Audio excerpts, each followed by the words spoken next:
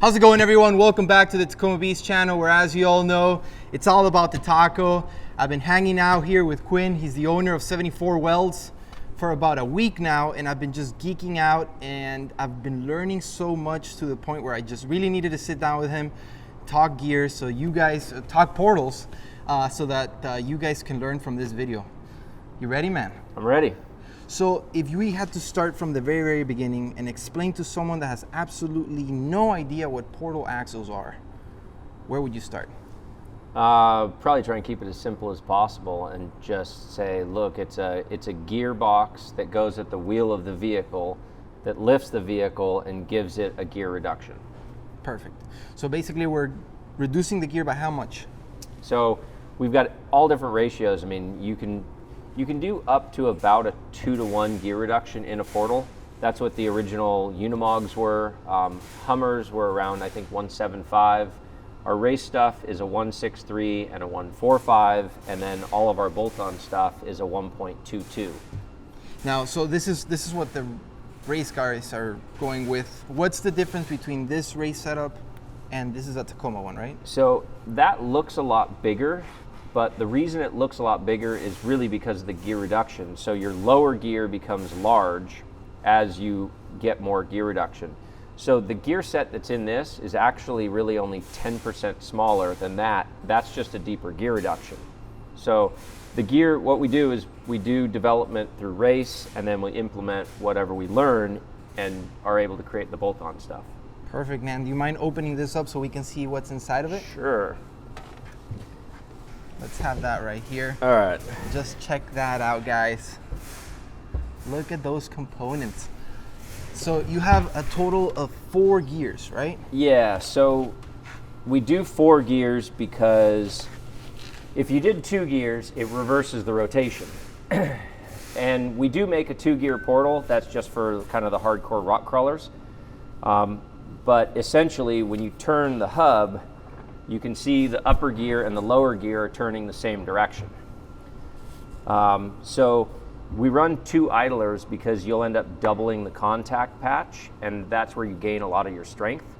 And it keeps the rotation the same way, and it allows it to still, forward gears go forward, not backwards.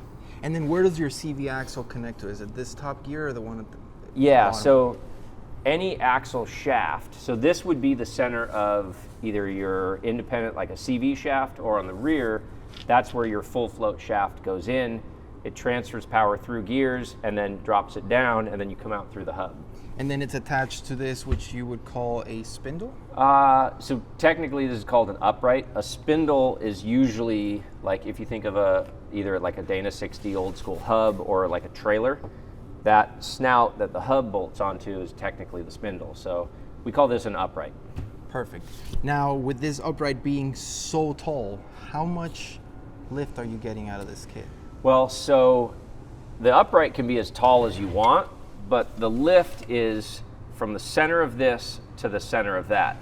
And so when we develop stuff, like we actually want to give as little lift as possible, which kind of sounds weird, but I don't think you really want to put like a 5-inch lift on a Jeep or a 5-inch lift on a Tacoma or a Bronco for that matter, because it's just too tall. So we try to minimize the lift, and what we come up with is 3.9 inches on this, which I think is pretty good for most applications to just jump up to a 38 to 40 inch tire. Another thing that you mentioned was how you guys also go about 1/2 inch on the CV axle as well, right? So in an independent application, you can actually, your CV comes in here and you're somewhat fixed on that. But an independent, the cool thing about that is, if you look here, so our lower pivot sits at this point, but there's nothing keeping you from putting your lower pivot up here. So you can go anywhere from 0 lift up to 3.9 inches. And so you just have a lot more freedom and leeway with an independent setup. With a solid axle, it's axle in, drive out, and those are all fixed dimensions. That just blows me away, guys. And let me ask you this: why would a Tacoma owner want to install this on their Tacoma?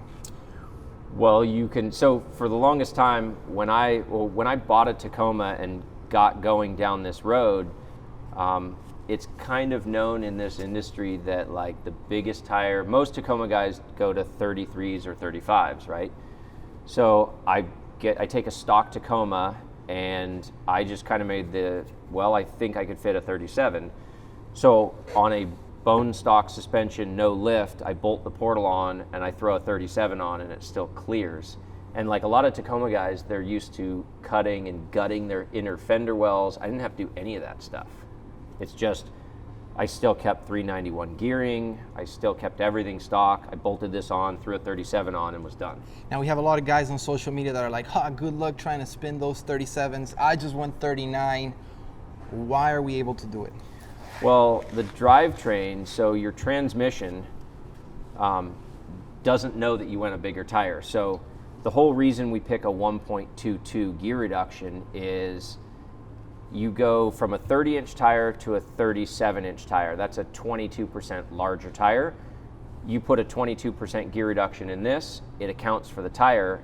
You can still bake them off. I mean, the drivetrain sees the same amount of torque that it would from that smaller tire. And so your gear set, your transmission's not hunting gears. It doesn't think it has a larger tire on it because you just put a gear reduction outside. Now you just finished doing this on a bone stock Tacoma, right? You put your portals on, you went to 37s. Yep. Is that what you would recommend someone that has like just a stock Tacoma? Yeah, so I would say that 37s that's the kind of natural, like bolt this on, bolt on a 37 and you're done. If you want to run a 39, there's two ways to do it. We had to trim the firewall on yours a bit. You can do that, or I know a couple guys that have ordered this stuff, that ordered that JD Fab pivot kit, which shifts all your pivots forward an inch. You'll clear a 39, most likely without trimming the firewall. You're convincing me to start to do that. We definitely had to trim some off in mine in order to make it all fit. Now I have 529 gears on my truck. With the 22% reduction, we had done the math, which basically you get your gear set and multiply by 1.22. Yeah, right? So I get a lot of questions on this. It's super simple. You take whatever gear ratio you had. So I had 391s in mine. You multiply 3.91 times 1.22, you get your final ratio. That's a 477. If 529 is where you want to be, put a 430 ring and pinion, multiply it by 1.22, you're 529. In your case, you had 529s, we went to 39s, that's a 6.45 final ratio. So it's low, but it feels snappy and it drove good. So we just took her out for a spin and man, was I amazed how torquey it is. Obviously I still need to drive around a couple more miles on it to kind of give you guys more feedback on it. I might have to go, to 488s or like you said, 430s, right? Yeah, so I mean, I'm curious to see what RPM you'll be at cruising at 70, 80 miles an hour on the freeway. So we'll find that out, but I don't think it's going to be super high. I mean, I cruise at 2,200 RPM on the freeway with 37s, so it's not too low, not too high. Now, since you were talking about going to 430s and then having that 529 final set, I know you talked about just doing portals in the front and then going with a long travel in the back. Talk about that. So, I mean, when I first started this, I actually just wanted to put portals on the front of the Tacoma, and I figured, well, I can match a 529 rear. I want to run 529s and put a 430 up front and just run a portal in the front. And it was kind of a couple people were like, no, you have to do this. If you're going to sell it, you got to market it properly. So I kind of went, okay, because I like the idea of long travel rear, portal only front. That's what we run on a lot of the race cars. So I did portal rear and I took it off road and went, there's no way I'm going back because the ground clearance on it's just good. But I'm waiting for somebody who says, well, is it half the price? And I go, yeah, it's half off the kit. So if you just did a front, you could match it easy. That sounds like it's going to be awesome. You've been talking about it for a while now, and Yep. It just makes me want to just go buy at Tacoma just to do that, you know, because that sounds pretty gnarly, which brings me to the next question. This puts out, you know, your tire 3.5 inches, correct? Yeah. Mm-hmm. A lot of long travel kits on the Tacoma, the long travel is most likely at 3.5. Yep. What's the difference between this and a long travel, and is this also compatible with a long travel kit? So, okay, a couple questions. First off, as far as compatibility goes, so all of your pivot points on this are all factory. So if it bolts on to a factory knuckle, then this portal will bolt on. So almost every long travel kit that I know of on the market still maintains that factory spindle or the factory upright, and they'll gusset it or they'll do stuff to it. But I mean, at the end of the day, if the long travel kit works with a factory upright, then it works with ours. Yeah. Would you recommend them to link, you know, your portals with a long travel kit, or you don't really need it? I mean, in my head, I'm like, I don't need it anymore. Okay, so in my this will dive a little bit down a rabbit hole. In my opinion, I think that a portal with a 37 will outperform a long travel front end, not a rear, a front end at speed in a lot of circumstances. Because the problem with a long travel kit is almost every long travel kit on the market, they keep the factory upper shock mounts the same. And so what you end up with is all up travel and no droop. So let's say the factory kit gets 9 inches of travel, right? That's with a Fox 2.5 inch shock, it gives you an extra inch. So you're 9 inches of travel there, and let's say you're 12 inches of travel on a long travel. That 12 inches of long travel is like 9 inches of up, 3 inches of down, where we're 4.5 each way.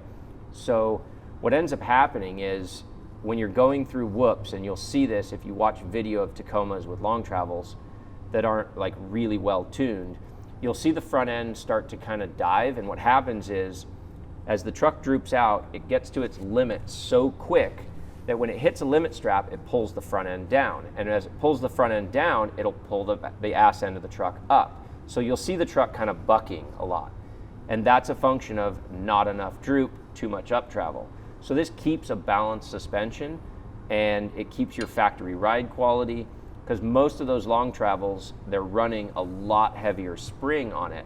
And more spring wants to push that front end down to the limits even faster. So long travel kit on Tacoma, and we won't get into motion ratio and all the other issues that I see specifically with first, second, third gen. They have to run really heavy springs in the front end. And that's a function of what I would say is not the best motion ratio out of that Tacoma. And that kind of becomes a problem. That problem is exacerbated when you go to a long travel kit. Most long travel kits are coming with heavier springs. That's kind of the reason for it. So I think this will perform better, but obviously I'm biased. Now, let's remove the long travel from the equation. Go back to just your standard King, Fox, coilover. Yep. You had mentioned that you get way more travel out of that kit with these portals, or the true travel, right? Because you're not having to compress You're the still spring. You're still going to get the same amount of travel, but the way that the factory designed the suspension, it's not so much a function of how much travel you get, it's how is that travel being used. And so at ride height on a stock suspension, you get pretty well balanced up versus down. And so we maintain that. And I'm going to argue that the days of, like in a solid axle, the days of crazy amount of flex, like if you look at the guys who are racing or the hardcore rock crawlers, they're not trying to go for all the flex in the world, because that makes you wishy-washy and it makes you unstable. That's what lockers are for. Like if you're picking up a tire, there's no issue with that as long as the tire that's on the ground has traction. Perfect. I love how Quinn explains everything, and he can get into a rabbit hole, and I'll ask him a question and he will talk for days. I try not to ramble on topics that I know are going to go down a hole that it will never end. Yeah. So what about noise? We had someone on our social media ask us, those portals are good luck with the noise, the road noise. Okay, so that's not a question that I'm going to answer. That's a question you're going to answer. You drove it. You took it up to 65 miles an hour. What's the noise? I love what you did there. There is no noise, guys. And when I originally asked them the question, they said that it wasn't going to be louder than the tire noise that I was getting from my tires, basically. And it's 100% the truth. Took it all the way up to 60 miles per hour, and the truck was as if I had it before coming here. Yeah. It's amazing. But noise is a function of several things. One of them is contact ratio on the gears. I'm not going to dive into what that is today. Oh, it'll be a long conversation. It's essentially how many teeth are engaged at any point in time, and as you increase the amount of teeth being engaged, then the noise goes down. But here's the big factor, right? What people often look at is, they're noisy because they're straight cut gears, and and everybody thinks straight cut gears in a transmission. Okay, so real quick, let's break that down. So a straight cut gear in a transmission might spin at 5, 6, 7, 8,000 RPM. A straight cut gear in this portal doing 80 miles an hour is spinning at about 700 RPM. So at 700 RPM, is it making noise? Sure, it's going to make some noise. Are you going to hear any of that noise? No, you just don't hear it even with the windows down, you won't hear gear whine out of it because it's not spinning that fast. Yeah, we had the AC off. Like, these are 39-inch tires, brand new, so BF Goodrich brand news don't sound that bad, which, gives the chance of potentially hearing it even more, and just the sound was not there. Yeah. Now, and I guess maybe this is a question for me as well, since I experienced it. One thing that you guys need to know is you won't have a Christmas tree in your dash. Oh, yeah. Why is that? So everything we do on every platform is going to be ABS compatible because, I believe that at the end of the day, if you make a great product and you try to tell somebody with a brand new truck, just ignore the ABS light on the dash, that's not a great product.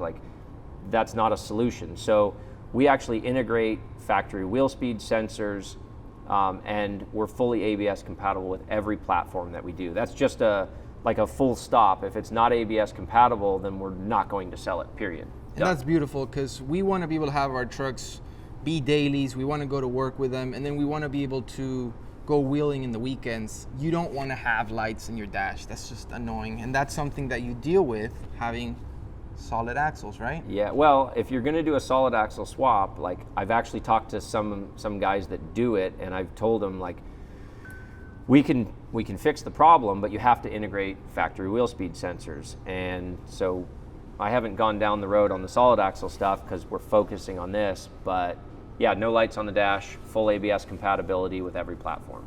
Now, because of the amount of poke that you're getting with this kit, right, 3.5 inches, what is the recommended offset on the wheels?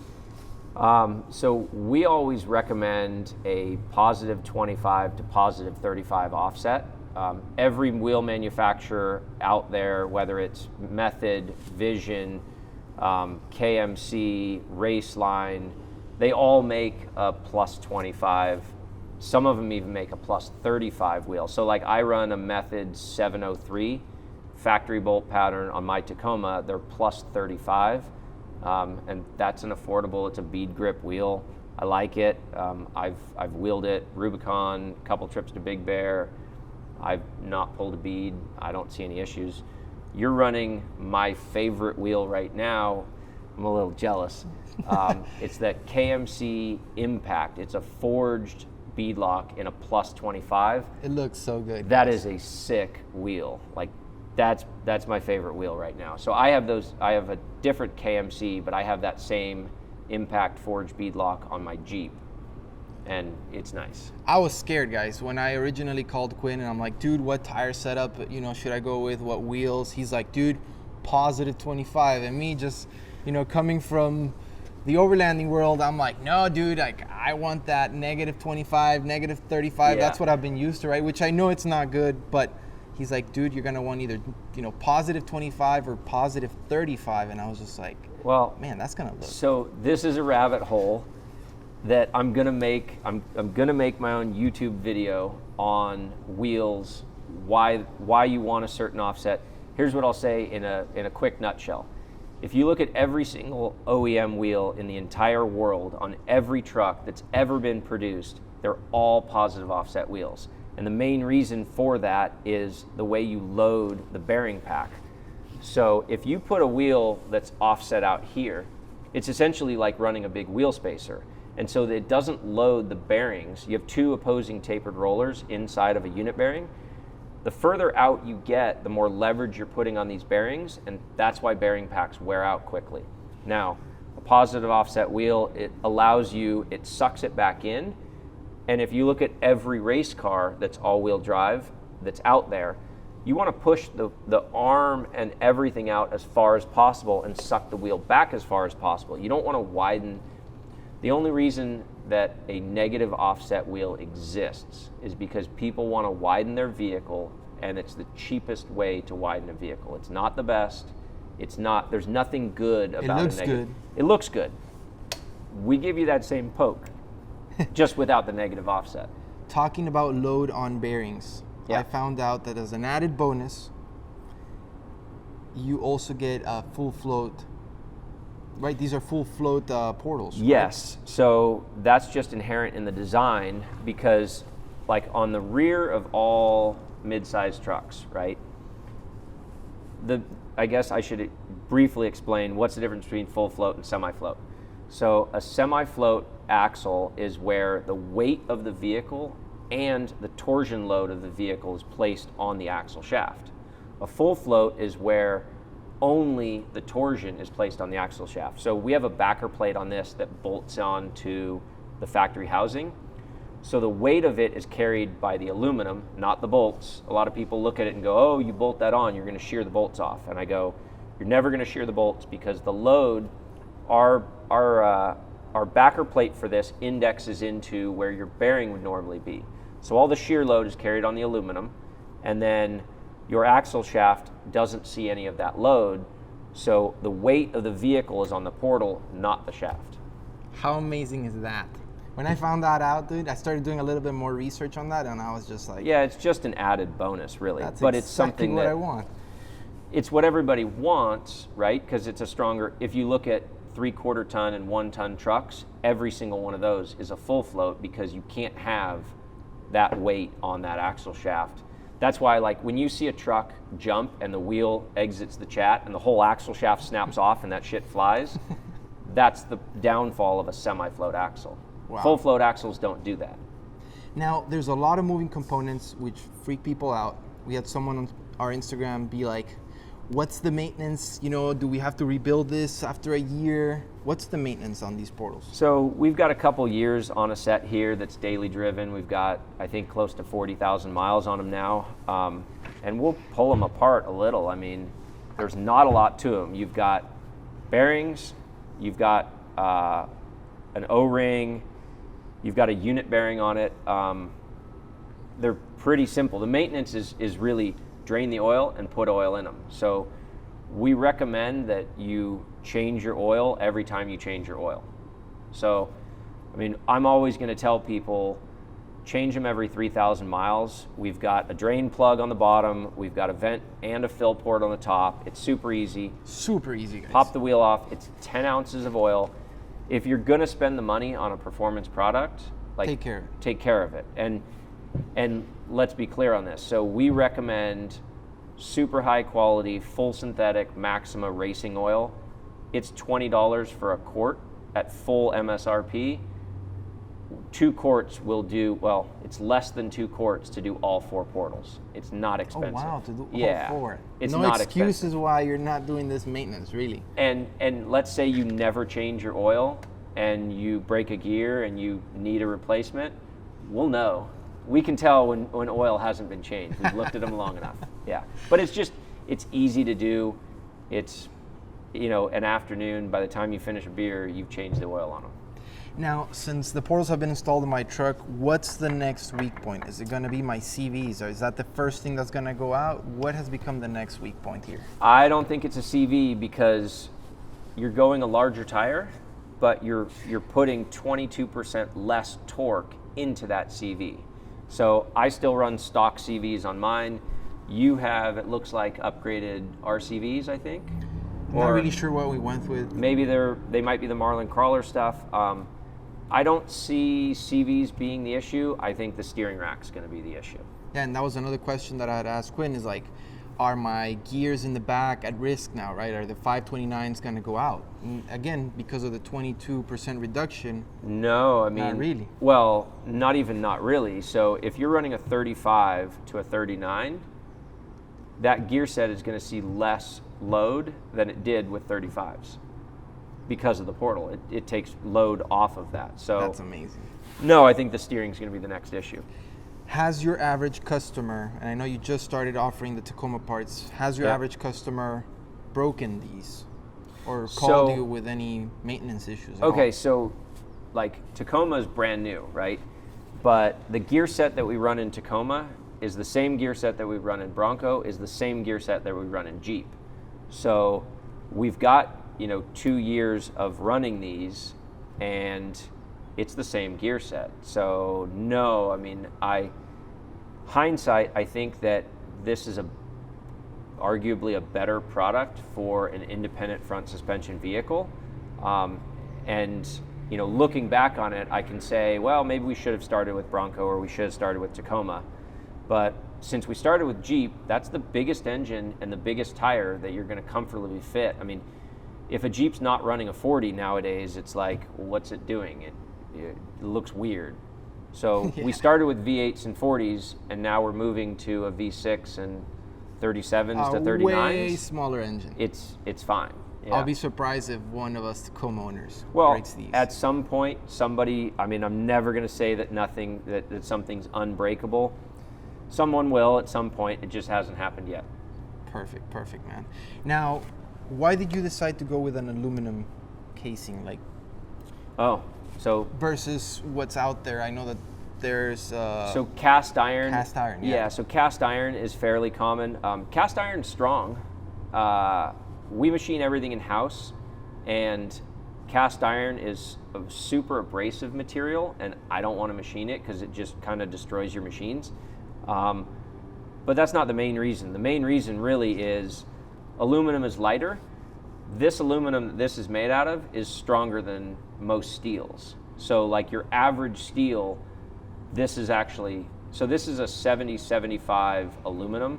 It's a T351 temper. I won't go down the road of tempers. But that stuff actually does, the temper of an aluminum really does matter also, but a 7 series aluminum has a high zinc content in it, and that zinc gives it a lot higher tensile and yield strength. This piece right here is the same material that we run on race trucks, and that's been run in desert racing now for 5 years. People just don't break it. You're so far below the yield that it's just not a concern. The other big thing is aluminum dissipates heat. And so cast iron absorbs and holds the heat in. So I don't know if there's an issue with heat with cast iron portals, but I can tell you flat out. So we did a test. We drove out from San Diego to Sedona, Arizona in the middle of summer. The ambient temperature outside was 115. It was probably 140 on the asphalt, and our portals got up to 176. So long trips, and we've driven to Moab and back. That's 13 hours on these things. Heat's just not an issue, and I think a big chunk of that is because it's essentially a giant heat sink. It pulls heat out, and it's at the wheel of the vehicle, so as you drive, that heat is just being pulled away. But straight cut gears also don't generate heat like a helical does. So helical gears are inherently trying to force themselves apart, and you're holding them in position, so that generates a lot of heat. So that's why, like on race trucks, when they come into pits, sometimes guys will come and tap the rear diff to see how hot it is, or they'll shoot it with a temp gun. These will typically be 75 degrees cooler than the differential because of the way the gears are designed. So a straight cut gear rolls and doesn't generate thrust, and thrust equates to heat. That's amazing, man. Yeah. science, bro. Like, I love geeking out with No, Quinn about all this stuff. There actually is a lot of science and engineering behind it, and there's a lot of reasons for what we do. And anytime I get a chance to talk about that stuff, I always geek out. Oh, he'll geek out, and I'll listen for hours, guys. Yeah. 2 more questions so that we don't make this video too long. Are rotors standard with your kit? I know Yes. this is something that not a lot of you guys know. Like, you're getting a big upgrade here. Let's talk rotors, front and back. Yeah, so I'm not a fan of nickel and diming. I'm not a fan of, it's $9.99. It's, the kit's $20,000. It's everything you need. So it includes 4340 rear full float shafts. It includes a bigger brake upgrade front and rear. There's no add-ons to anything. And the brake thing is, we just made that assumption that, look, you're buying this because you're going to go to a bigger tire. If you're going to go to a bigger tire, you need a better brake. And so we don't give it as like, well, if you'd like to upgrade, you can go to a larger diameter rotor. Everything's on bigger rotors on every platform that we do. And on some of the stuff, like especially Tacoma, you get a lot better caliper for the rear. Oh yeah, it's sweet. And you get to keep your e-brake. And you still get to keep your e-brake, yeah. No, then that comes down to the same thing with ABS. Like, when we first released the Jeep stuff, we gave people the option of, do you want an e-brake or not? And every single guy said yes, so we just kind of made that standard then. Yeah. Sweet, man. Last question, second to last question. Let's talk sway bars and steering rack. Do you guys have anything in the works? Yeah, so steering rack is our next project that we're taking on. We have a steering rack now for the Broncos that's been super successful. We're running up to 42s on that thing and hammering on it, and it's not breaking. Because what we did, we essentially, all steering racks in vehicles that I've taken apart so far, they set backlash between the rack and the pinion with a spring. And so Tacoma guys, I know, you'll skip teeth or you'll break teeth on your factory rack. That's because the rack bar can deflect because it's held in place by a spring. So our design, we completely eliminate that spring and that load bolt essentially, and we go to an oil impregnated bronze bushing to hold everything in place. And we've seen 0 failures since then. So we're doing a steering rack for the Tacoma. We're looking at a couple different steering pumps to kind of get a bit more pressure, but we will have, at least in testing this year, a bulletproof steering rack solution for the Tacomas. I've seen them, guys, and when he says bulletproof, these things look really hard. Like, I don't think anybody's gonna break them. They look like something out of a tank. I really cannot wait for you guys to do that. Well, and that'll be just like our Bronco steering rack. If you ever break it, I'll replace it. You're just not going to break the housing. And I'll challenge anybody to that. Go ahead, try. If someone were to break this, what's your warranty? So all the aluminum parts that you see, lifetime warranty. And I don't care if you bought it from somebody who bought it from somebody who bought it from somebody. If we made it, and we can tell if we made it or not, and you break it, I'll give you a new one. And I've been saying that. So I've been making portals for like off-road, for racing and all this stuff for 13 years now. I've kind of had that, well, if you can break it, I would love to see it. Because I work with a university that does like a material science lab, and when we get stuff that's broken, they'll analyze it for us. And we all geek out on that, right? So I just kind of throw to people that if you can break one of these, an aluminum case or an upright or something, call us and say, hey, I broke it. I'm going to tell you, send it back. I'll replace it. I just want the piece because we want to analyze it. Perfect, man. Thank you so much for your time. Thank you so much for geeking out with us. Yeah. If you guys have any questions, make sure to leave them in the comment section down below. We'll continue to answer them. If you guys enjoyed this video, make sure to smash that like button. And if you haven't already done so, make sure to subscribe to our YouTube channel. I'll see you guys in the next one.